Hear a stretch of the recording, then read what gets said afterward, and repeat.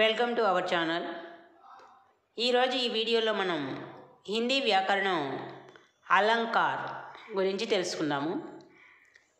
ఈ అలంకార్ అనేటటువంటి వ్యాకరణం మనకి 8th హై స్కూల్ లెవెల్ నుండి టెట్, డిఎస్సి, కాంపిటేటివ్ ఎగ్జామ్స్ కూడా ఉపయోగపడేటటువంటి సబ్జెక్ట్ అన్నమాట. దీంట్లో మనం అలంకారాల గురించి పూర్తిగా తెలుసుకుందాం. వాటి భేదాలు, ఉపభేదాలు, ఉదాహరణలు అవన్నీ కూడా తెలుగులో చక్కగా చిన్న ట్రిక్స్ తోటి ఎప్పటికీ మర్చిపోకుండా వినే విధంగా మనం ఈ వీడియోలో తెలుసుకుందాం. ఫస్ట్ అలంకార్. అలంకార్ అనేటటువంటి శబ్దం మనకి ఎలా ఏర్పడుతుందంటే అలం ప్లస్ కార్ అన్నమాట. ఈ రెండు పదాలు కలిస్తే మనకి అలంకార్ అనేటటువంటి పదం ఏర్పడుతుంది. ఇది సంధిలోకి వచ్చేటప్పటికి వ్యంజన సంధి అవుతుంది అనమాట. ఇక్కడ అనేటటువంటిది వ్యంజన్, కాబట్టి ఇది వ్యంజన సంధి అనమాట. అలం ప్లస్ కార్, అలంకార్, ఇది వ్యంజన సంధి అనమాట. అయితే దీని మీనింగ్ ఏంటంటే ఆభూషణ్ యా గహన అనమాట. అలంకార్ అంటే ఆభరణాలు లేకపోతే నగలు అని వస్తాయి. మరి మనం ఆభరణాలని, నగల్ని ఎందుకు ధరిస్తాము అంటే అందంగా కనిపించడానికి అనమాట. మరి మనమైతే నగల్ని, ఆభరణాలని ధరించి అందంగా ఉండేట్టు చేసుకుంటాం. అయితే మరి కావ్యం యొక్క అందాన్ని పెంచుకోవడానికి ఏం చేస్తారంటే దీంట్లో అలంకారాలని ఉపయోగిస్తారనమాట.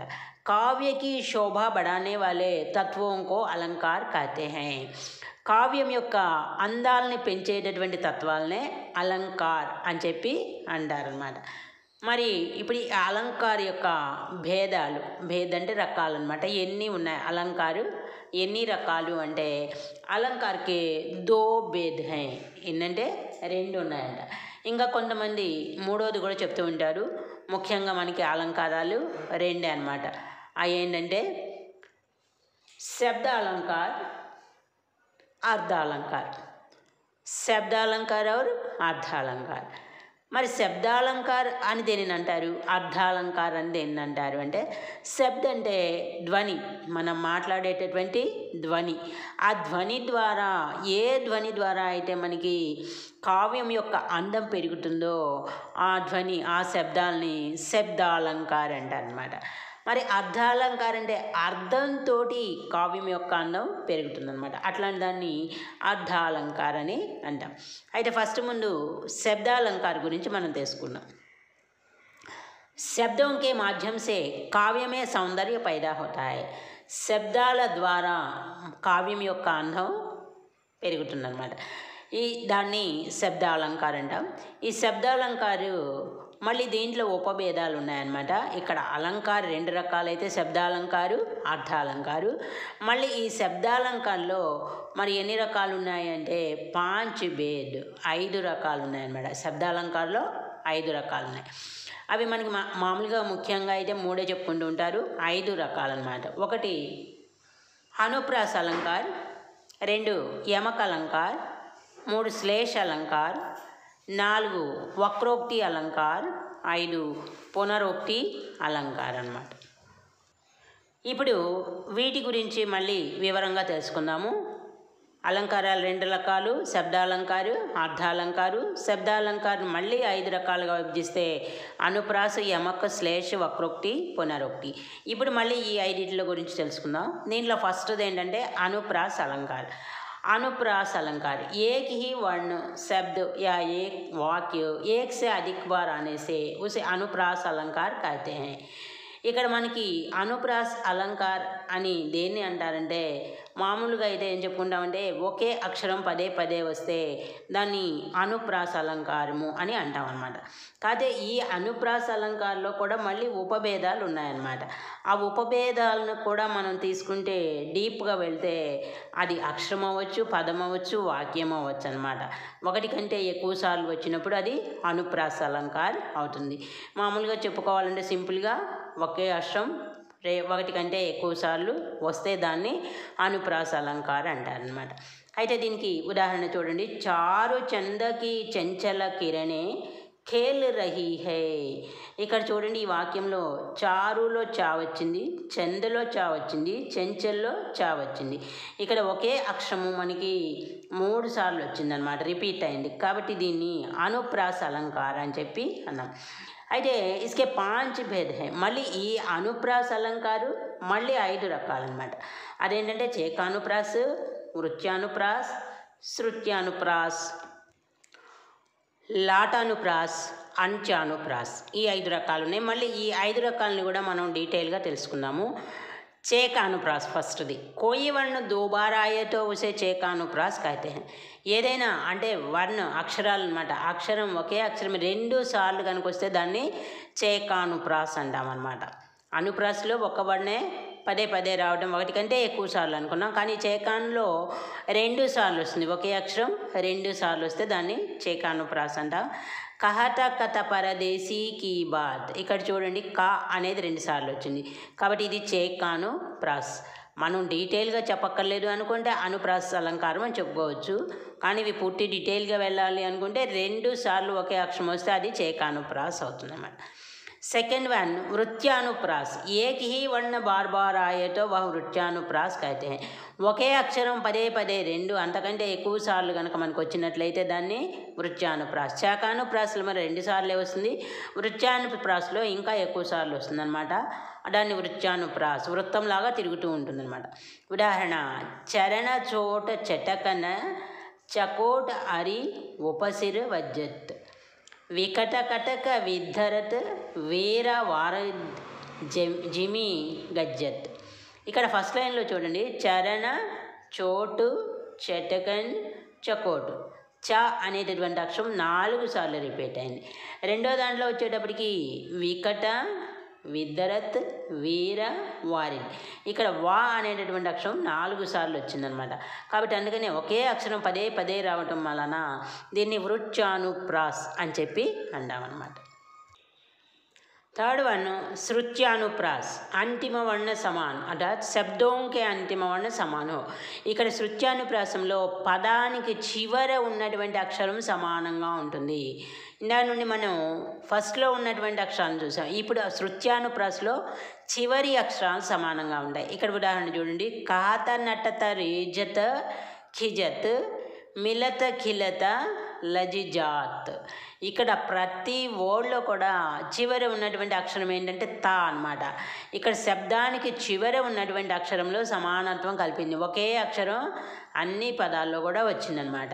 కాబట్టి ఇక్కడ అంతిమ వర్ణ సమానం అనమాట. ఇందాక మనం 2 చెప్పుకున్న దాంట్లో ఫస్ట్ లెటర్ని చూసాము, ఇప్పుడేమో చివరి అక్షరాన్ని చూస్తున్నాం అనమాట. लाटानुप्रास. फोर्थ वन एक वाक्य 2 या 2 से अधिक बार आता है किंतु अर्थ भिन्न होता है. ఇక్కడ ఇందాక మనం అనుప్రాస అలంకారంలో అక్షరము శబ్దము వాక్యం అని కూడా చెప్పుకున్నాం అనమాట. ఇక్కడ ఈ లాటానుప్రాసలో వచ్చేటప్పటికి ఏంటంటే ఒక వాక్యం 2 కానీ అంతకంటే ఎక్కువ సార్లు రిపీట్ అవుతుంది. అయితే దాని యొక్క అర్థం మాత్రం వేరుగా ఉంటుందన్నమాట. ఈ ఎగ్జాంపుల్ చూడండి పరాధీన జో జన్ नहीं स्वर्ग नरकता हेतु. पराधीन जो जन नहीं స్వర్గ నరకత హేతు. ఇక్కడ చూడండి పదాలు చూస్తే అన్నీ సమానంగానే ఉన్నాయి, కానీ ఇక్కడ కామాలు అనేటటువంటి వేరువేరు ప్లేసుల్లో పెట్టడం మూలాన వీటి యొక్క మీనింగు మారిపోతుంది అన్నాడు. పరాధీన జో జన్ అక్కడి వరకు కామా పెట్టింది. నహి స్వర్గ నరకత హేతు. పరాధీన జో జన్ నహి స్వర్గ నరకత హేతు. ఇక్కడ 2 వాక్యాల్లో అర్థం పూర్తిగా మారిపోతుందన్నమాట. అయితే ఇక్కడ ఉన్నటువంటి పదాలు మాత్రం ఒకటే అన్నమాట, వాక్యాలు రిపీట్ అయినాయి. తర్వాత అంత్యానుప్రాస్. పంక్తి యొక్క అంతిమ వర్ణ సమాన్ స్వర్య వ్యంజన్ ఆతా హై. ఇక్కడ శృత్యానుప్రాసలో మనకి పదము యొక్క చివరి అక్షరం, కానీ అంత్యానుప్రాసంలో వాక్యం పంక్తి లైన్ యొక్క చివరి అక్షరాలు కలుస్తాయి అన్నమాట. మనం ఇవి ఎక్కువ దోహాల్లో చూస్తాము. ఇక్కడ స్వర కానీ వ్యంజన్ కానీ ఏదైనా అవ్వచ్చు, ఒక పంక్తి యొక్క చివరి అక్షరాలు కలుస్తాయి అన్నమాట. దీనికి ఉదాహరణ చూద్దాం. పవనతనయ సంకటహరణ మంగళమూరతి రూప్ రామలకన సీతా సహిత హృదయ బసహు సుర భూపు. ఇక్కడ చూడండి చివరి అక్షరం పా వచ్చింది ఫస్ట్ లైన్లో, సెకండ్ లైన్లో కూడా చివరి అక్షరం పానే వచ్చిందనమాట. మనకి ఇది హనుమాన్ చాలీసాలో ఉన్నటువంటి లైన్ అనమాట. హనుమాన్ చాలీసా తీసుకుంటే మొత్తం కూడా అంత్యానుప్రాసలోనే ఉంటుంది. ఒక్కసారి మీరు దాన్ని గమనించవచ్చు అనమాట. జయ హనుమాన్ జ్ఞాన గుణ సాగర్ లాస్ట్లో వచ్చింది. జయ కపీస తిహులోక ఉజాగర్ లాస్ట్లో అట్లా ప్రతి దోహేలో కూడా అది అంత్యానుప్రాస్తోటే లిఖించబడి ఉందన్నమాట. కాబట్టి ఈ అంత్యానుప్రాస్కి మనం హనుమాన్ చాలీసా గుర్తుపెట్టుకుంటే సరిపోతుందన్నమాట. ఇక్కడ చూశారు కదా. ఇక శృత్యానుప్రాసలో అయితే పదానికి చివరి అక్షరం కలుస్తుంది. లాటానుప్రాసలో ఒకే రకమైనటువంటి వాక్యాలు వస్తాయి, కానీ వాటి అర్థాలు వేరుగా ఉంటాయి. అంత్యానుప్రాసలో వచ్చేటప్పటికి లైన్ చివర ఉన్నటువంటి అక్షరాలు స్వర అయినా వ్యంజన అయినా కూడా ఒకే రకమైనటువంటి అక్షరం వస్తుందన్నమాట. అలాగే చేకానుప్రాసలో అయితే 2 అక్షరాలు ఒకే అక్షరం వస్తాయి స్టార్టింగ్లో పదానికి మొదట్లో. వృత్యానుప్రాస అయితే ఒకే అక్షరం 2 కంటే ఎక్కువ సార్లు ఆవృత్తం తిరుగుతూ ఉంటుంది. రొటీన్ అవుతున్నట్టుగా అదే అక్షరం ఎక్కువగా వస్తూ ఉంటుంది అన్నమాట. దాన్ని వృత్యానుప్రాస అన్నాము. శృత్యలో శబ్దానికి చివరి అక్షరం, లాటానుప్రాసలో ఒకే వాక్యం 2 సార్లు రిపీట్ అవ్వడం, అంత్యానుప్రాసలో పంక్తి చివరి అక్షరము ఒకే రకంగా ఉండడం జరుగుతుందన్నమాట. ఈ 5 కూడా అనుప్రాసలో ఉన్నటువంటి భేదాలు. నెక్స్ట్ సెకండ్ వన్ ఏంటంటే యమక అలంకారం. ఇవి శబ్దాలంకారంలో ఉన్నటువంటి సెకండ్ వన్ యమక అలంకారం. యమక కా అర్థ దోయ జోడి. యమక్ అంటే అర్థం ఏంటంటే 2 కానీ లేకపోతే జోడి కానీ అర్థం అనమాట. ఏకి హీ శబ్ద దో యా దో సే అధిక బార్ ఆయే అర్థ అలగ్. ఇక్కడ ఒకే పదం 2 కానీ అంతకంటే ఎక్కువ సార్లు వస్తే మళ్ళీ అక్కడ అర్థము వేరుగా ఉంటుందన్నమాట. అర్థాన్ని వేరుగా ఇచ్చేటటువంటి పదాలు కనుక ఒకే పదం 2 సార్లు వస్తే దాన్ని యమక అలంకారం జోడి దో అని అనమాట దానికి అర్థము. చూడండి, కాళీ ఘట కా గమండ్ ఘట. ఇది రెండోది కనక కనకతే సౌ గుని దోహేళ్ళ అనమాట. కాళీ ఘట, ఇక్కడ ఘట అంటే మేఘము అని వస్తుంది. ఘట అనే పదం ఇక్కడ 2 సార్లు వచ్చిందనమాట. ఘట అనేది శరీరానికి కూడా సంబంధించిన పదం అనమాట. ఇక్కడ మేఘాలైతే ఇక్కడ శరీరం, ఘమండ్ గర్వంతో ఉన్నటువంటి శరీరం.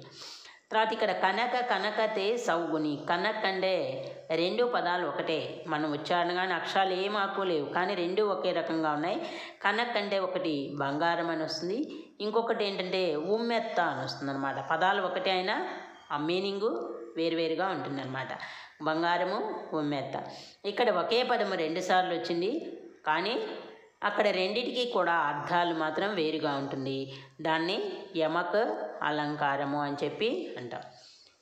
తర్వాత నెక్స్ట్ థర్డ్ వన్ శ్లేష అలంకారం. శ్లేష కా అర్థ చిప్కా హువా. శ్లేష అంటే అర్థం ఏంటంటే దాక్కొని ఉన్నా. ఏక శబ్దమే కయి అర్థ చిప్కే హోతాయి. ఇక్కడ ఒకే పదం ఉపయోగించేది కానీ దాంట్లో అర్థాలు మాత్రం అనేకం ఉంటాయంట. చూడండి, సుబరణకో ఢూంఢత ఫిరత కవి వ్యభిచారి చోర్. ఇక్కడ సుబరన్ అనేటటువంటిది సుబరన్ని వెతుకుతున్నారంట. ఫిరత కవి వ్యభిచారి చోర్. సుబరన్ కా అర్థ కవి వ్యభిచారి చోర్ తీనోं के लिए अलग अलग है. కవి మనసులో ఈ సుబరన్ అనే పదానికి ఒక అర్థం వచ్చింది, వ్యభిచారి అనే వాళ్ళకి ఇంకొక రకం వచ్చింది, చోర్కి వేరే అర్థం వచ్చిందనమాట. ఇక్కడ 3 వ్యక్తులు కూడా సుబరన్ అనే పదానికి 3 రకాలైనటువంటి అర్థాలని తీసుకున్నారు. ఒకే దాంట్లో భిన్న అర్థాలు దాగి ఉన్నదాన్ని శ్లేషాలంకారము అని అంటాం అనమాట. ఇక్కడ ఒకే పదము 2 సార్లు వస్తే అక్కడ 2 వేరు అర్థాలు కానీ ఇక్కడ ఒక పదానికే భిన్న అర్థాలు అనమాట. భిన్న అర్థాలు వేస్తే శ్లేషాలంకారం అని అంటాం అనమాట. नेक्स्ट फोर्थ वन वक्रोक्ति अलंकार. कहने वाला एक अर्थ में कहता है तो सुनने वाला उसका दूसरा अर्थ लेगा. ఇక్కడ వక్రోక్తి అలంకారంలో ఏంటంటే చెప్పేవాళ్ళు ఒక అర్థంలో చెప్తే వినేవాళ్ళు దాన్ని వేరే అర్థంలో అర్థం చేసుకుంటారనమాట. అట్లాంటి దాన్ని వక్రోక్తి వంకరగా అర్థం చేసుకోవడం అనమాట. వక్రోక్తి అలంకారం అనమాట. द्वारपर को प्रिय हरि तरु शाखा जाहू प्रिय मधुसूदन. जहाँ मधुसूदन कृष्ण के लिए कहा लेकिन राधा भौरों का अर्थ लेती है. ఈ పద్యం ఏంటంటే ఇది కృష్ణుడికి రాధకి మధ్యలో జరిగినటువంటి సంవాదం అన్నమాట. అయితే ఇక్కడ మధుసూదన్ అనేది కృష్ణుడు అనే అర్థంతో ఇక్కడ రాయబడింది. కానీ రాధ ఏమనుకుంటుందంటే మధుసూదన్ అంటే బౌర తుమ్మెద అర్థంలో తీసుకుందనమాట. ఇక్కడ చెప్పేవాళ్ళు కృష్ణుడు అర్థంలో చెప్తే దాన్ని అర్థం చేసుకునే రాధ తుమ్మెదని అని అర్థం చేసుకుందనమాట. ఇది వక్రోక్తి అలంకారంగా చెప్తాను. తర్వాత లాస్ట్ पुनरुक्ति अलंकार। एक ही शब्द बार बार आए लेकिन अर्थ समान होता है। ఇక్కడ ఒకే పదం మళ్ళీ మళ్ళీ వస్తుంది కానీ ఇక్కడ అర్థం సమానంగా ఉంటుంది. కానీ యమకాలంకారంలో ఒకే పదం వచ్చినా రెండిటికి రెండు వేరు వేరు అర్థాలు ఉంటాయి. పునరుక్తిలోనేమో ఒకే అర్థాన్ని ఇస్తాయి. చూడండి, ధీరే ధీరే బడా చరణ్, నెమ్మది నెమ్మదిగా, ఇక్కడ రెండిటికి కూడా ఒకే అర్థం వచ్చిందనమాట.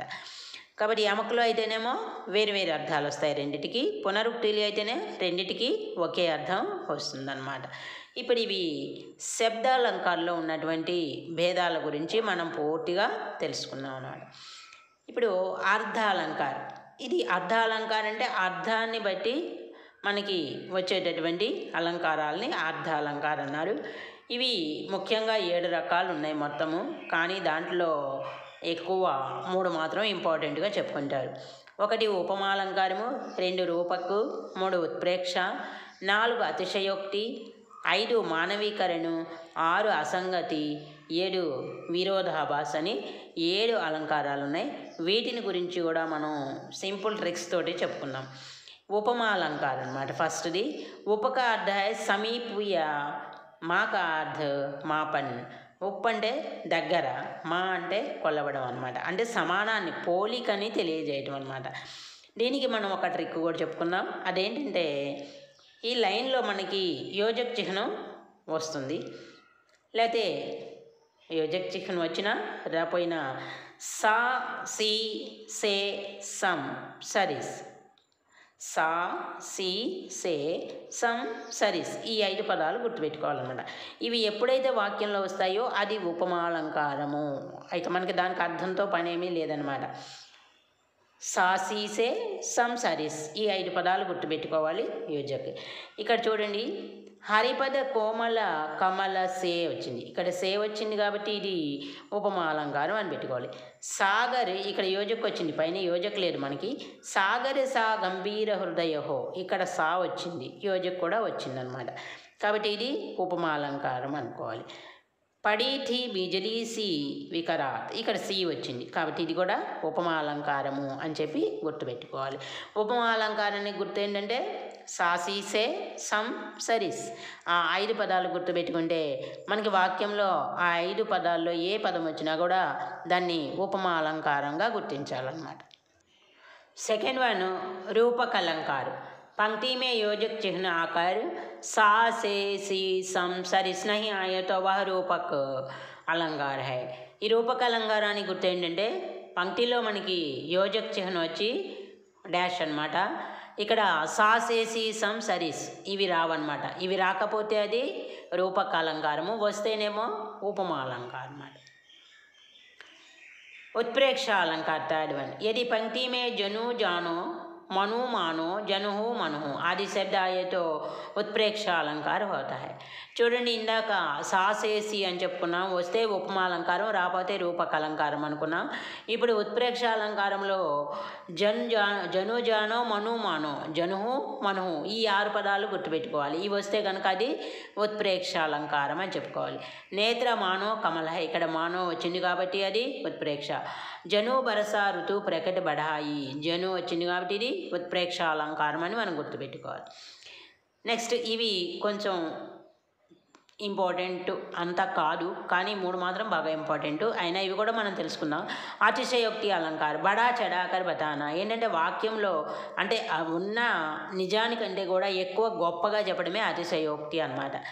ఇతనా రోయా థా మై ఉస్ దిన్ తాలు తలయ్య సబ్ బరడాలే, వాడు అంతా ఏడ్చాడంట. ఎంత ఏడ్చాడంటే చెరువులు కాలువలు అన్నీ మునిగిపోయినాయి అంట నీళ్లతోటి, అంటే అంత ఏడుస్తామా మనం వేయడం అనమాట. కాబట్టి అది అతిశయోక్తి అనమాట. ఏడుస్తున్నాడు కాబట్టి అంత ఎక్కువగా ఏడ్చాడు అని చెప్పడం అనమాట.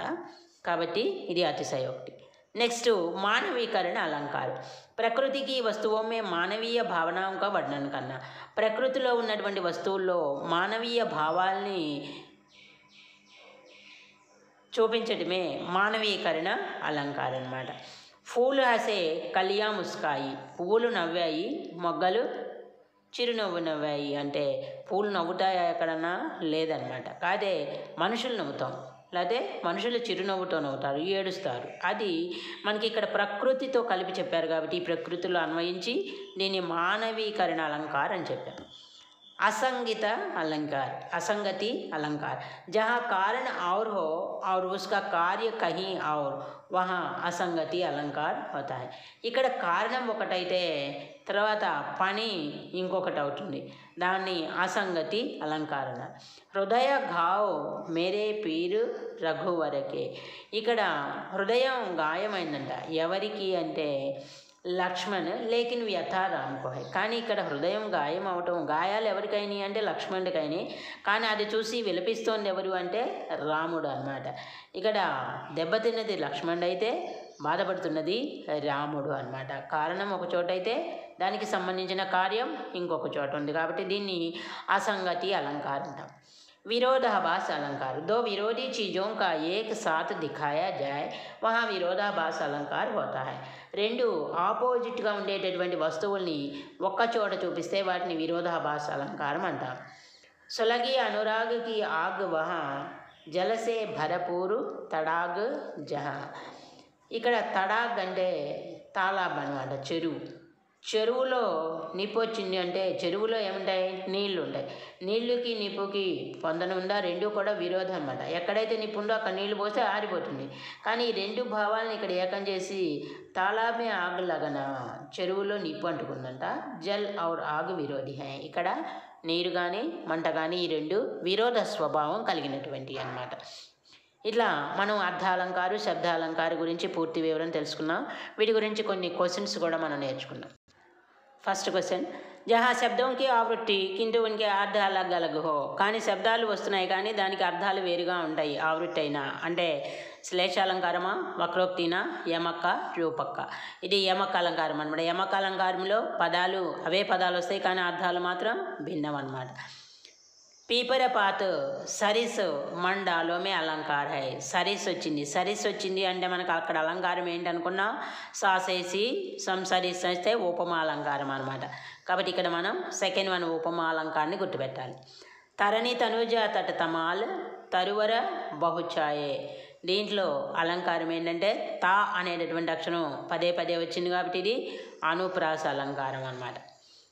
కనక కనకతే సౌగుని మాదకత అధికాయ్ వా కాయే భోరాత నరయా పాయే బౌరాయ్. దీంట్లో అలంకారం ఏంటంటే చూడండి, కనక రెండు పదాలు వచ్చినాయి కానీ ఇక్కడ అర్థాలు మాత్రం వేరనమాట. అర్థాలు వేరైనప్పుడు ఏం అలంకారం అనుకున్నాం? ఏమక అలంకారం అనమాట.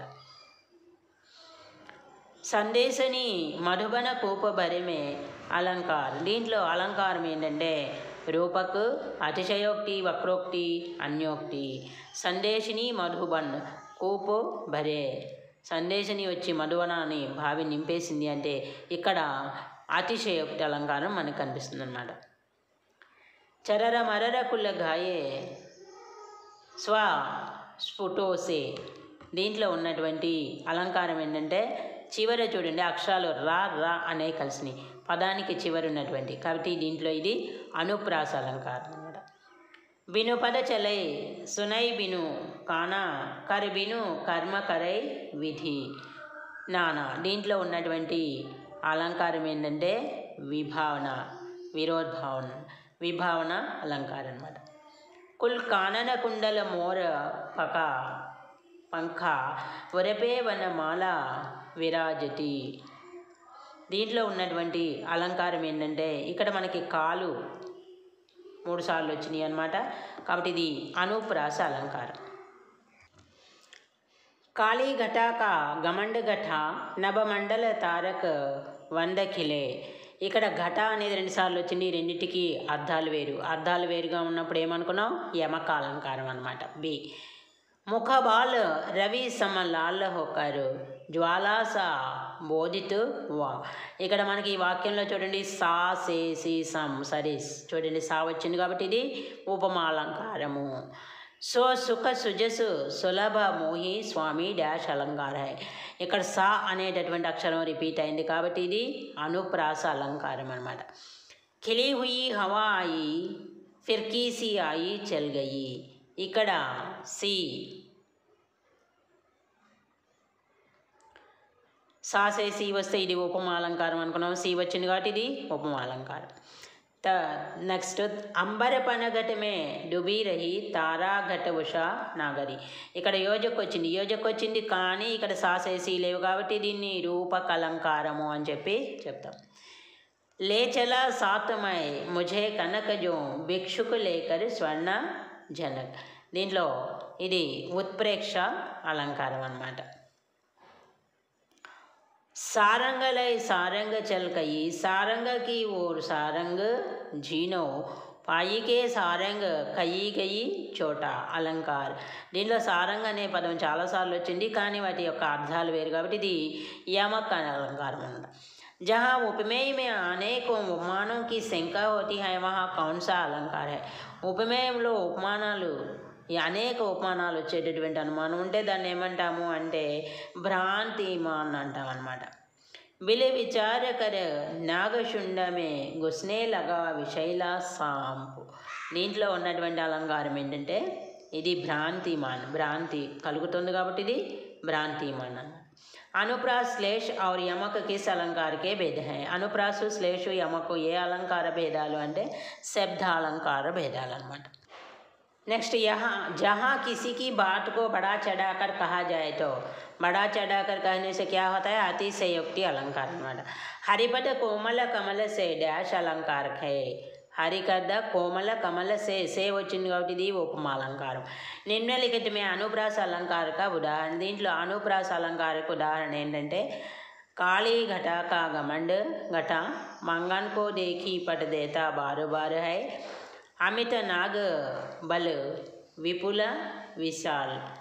చూడండి అంశువన జల్ సించి ప్రేమ బేల్ బోయి. ఇక్కడ బా అనేటటువంటి అక్షరం 3 సార్లు వచ్చింది కాబట్టి ఇది అనుప్రాస అలంకారం సి అవుతుందన్నమాట. వీడియో కనుక మీకు నచ్చినట్టయితే లైక్ చేయండి, షేర్ చేయండి, అలాగే ఛానల్ సబ్స్క్రైబ్ చేసుకుంటే ఇలాంటి వీడియోలు చాలా ఉన్నాయి. గ్రామరు, తర్వాత స్కూల్ కంటెంట్, టెట్, డిఎస్సి వాళ్ళకి సంబంధించినటువంటి అనేక విషయాలు ఉన్నాయన్నమాట. Thank you all of you.